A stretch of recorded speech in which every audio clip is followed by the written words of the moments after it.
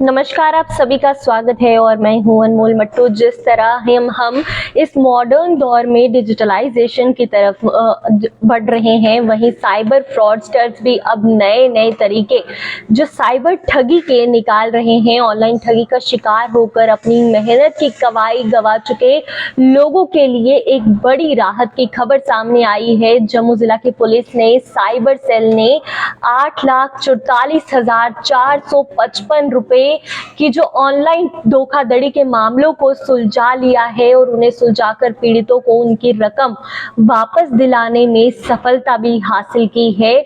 पिछले कुछ सालों में ऑनलाइन ठगी के जो मामले हैं वह लगातार उनमें बढ़ोतरी देखने को मिली है। साइबर अपराधी लोगों को तरह तरह के जांचों में फंसाकर उनके बैंक खाली कर देते हैं, कभी फर्जी लिंक भेजकर, कभी लॉटरी या इनाम का लालच देकर, तो कभी बैंक अधिकारी बनकर लोगों को गुमराह किया जाता है और उनके पैसों को ठगा जाता है।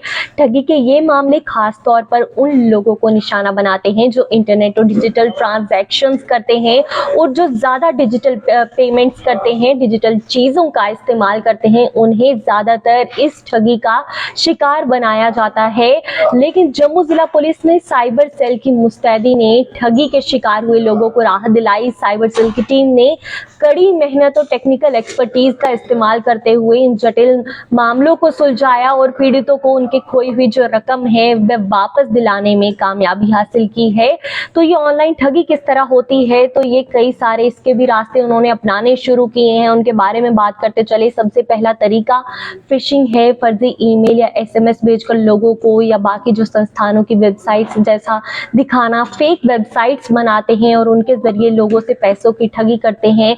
कोई सेम कहीं वेबसाइट अपडेट कर देते हैं, उन्हें डोमेन पे चढ़ा दिया जाता है, लेकिन बिल्कुल सेम वेबसाइट बनाकर एक फेक वेबसाइट बनाकर लोगों को ठगा जाता है। लोग वहां से पेमेंट्स करते हैं और उनके जो बैंक अकाउंट्स हैं उन्हें खाली कर दिया जाता है। वहीं बात करें फोन कॉल स्कैम्स भी होते हैं। कई लोग खुद को बैंक अधिकारी बताते हैं, मोबाइल कंपनियां इंश्योरेंस एजेंट बताते हैं और उन्हें पैसे ट्रांसफर करने के लिए कहा जाता है या उनसे ओटीपी मांगा जाता है। तो वह इस तरह भी साइबर जो फ्रॉड है उसका शिकार बनते हैं। कई लोगों को केवाईसी अपडेट करने के लिए कहा जाता है, मैसेज भेजे जाते हैं, लिंक भेजा जाता है कि वे वहां पर पेमेंट करें, या तो कॉल्स आते हैं कि केवाईसी अपडेट करें और लोग उन्हें ही केवाईसी अपडेट करने के लिए कहते हैं जिन्हें नहीं आता। और इस तरह भी कई सारे लोग साइबर ठगी का शिकार होते हैं। फिर बात करें ऑनलाइन शॉपिंग फ्रॉड की, तो कई सारे लोग फर्जी ई कॉमर्स वेबसाइट लोगों को कम कीमत में जो महंगे प्रोडक्ट है वे देने का लालच देती है, लेकिन जब लोग पेमेंट कर देते हैं तो उन्हें कोई सामान नहीं मिलता।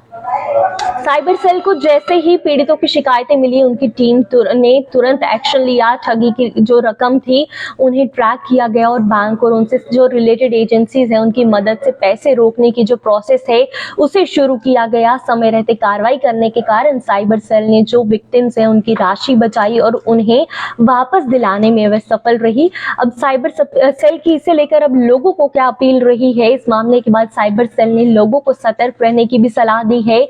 पुलिस ने अपील की है कि अगर कोई भी व्यक्ति ठगी का शिकार होता है तो उसे तुरंत साइबर क्राइम हेल्पलाइन यानी कि 1931-930 पर कॉल करना चाहिए या साइबर क्राइम पोर्टल cybercrime.gov.in पर शिकायत दर्ज करनी चाहिए। तो हमें किन तरीकों से खुद को भी इस ठगी का शिकार होने से बचना चाहिए? कई सारे तरीके हैं। हमें अपना ओटीपी किसी के साथ शेयर नहीं करना चाहिए, किसी अनजान लिंक पर हमें क्लिक नहीं करना चाहिए, कोई भी अननोन वेबसाइट हमें ओपन नहीं करनी चाहिए। फर्जी कॉल्स और ईमेल से हमें सावधान रहने की जरूरत है। बैंक या किसी कंपनी का कर्मचारी बनकर हमें कॉल किया जाता है, जबकि बैंक कभी भी हमारी जो पर्सनल डिटेल्स है वह नहीं मांगते हैं, ना ही वह कॉल के जरिए कोई भी ओटीपी मांगते हैं। अगर ऐसा होता है तो हमें तुरंत समझ जाना चाहिए कि ये कॉल बिल्कुल एक फ्रॉड है और हमसे कोई ओटीपी नहीं मांगा जा रहा, बल्कि ये पैसा चुराने की एक स्कीम है। और हमें जो अगर ऐसी कोई ठगी का हमें संकेत मिलता है तो हमें तुरंत इसकी रिपोर्ट करनी चाहिए।